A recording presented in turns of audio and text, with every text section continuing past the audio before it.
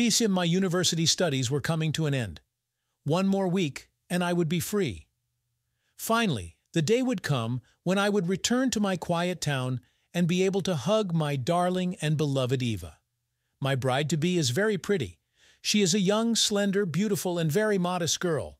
We met a year ago at a university ball. She immediately turned my head, and I did not hesitate to take her in a turn. I'm almost 30, and it's time to settle down. Eva was the perfect wife for me, and so the day came.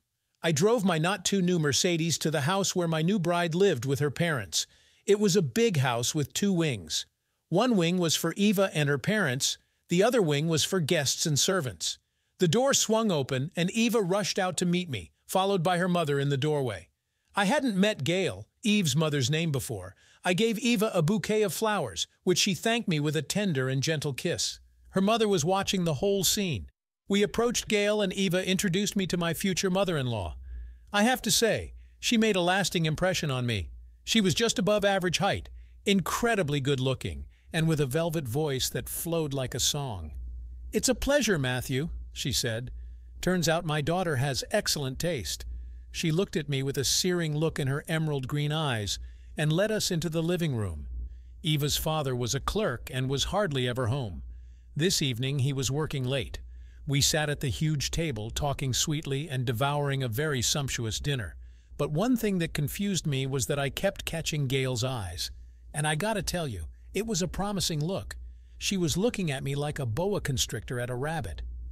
As she sipped from her crystal wine glass, she ran the tip of her tongue along her plump lower lip. Dinner came to an end. We thanked the hostess and went to bed.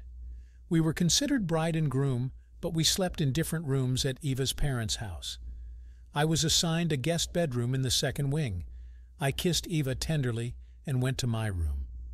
The night was very warm. The moon was full. I rolled around a little and sort of dozed off. Through my sleep, I heard my door open with a slight creak. At first, I thought it was a draft. I lay quietly and stared at the doorway. In the moonlight, I saw a ghost. Not a ghost, of course, but Gayle. She was wearing a white translucent negligee with nothing on underneath. Despite her age, which was approaching 45, her figure was flawless. She covered the distance between the doorway and my bed in a few seconds, and before I knew it, she was lying next to me completely naked. Her lips caressed me so skillfully and so passionately. She covered my mouth with her palm so I couldn't say anything. But to tell you the truth, I didn't try. I didn't want to and couldn't resist the passion that seized us both. She was a very skillful lover, but I was no slouch either. Our tandem was a success. We both finished at the same moment. Gayle lay on the cool silk sheets and moaned softly in pleasure. "Babe," she said softly, "you're an excellent lover." "Thank you," I replied. It was kind of a surprise.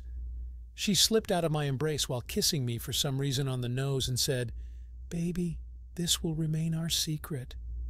But I don't rule out meeting again." The door closed with the same slight creak. I lay there in a slight shock, not realizing how everything would go on in my life.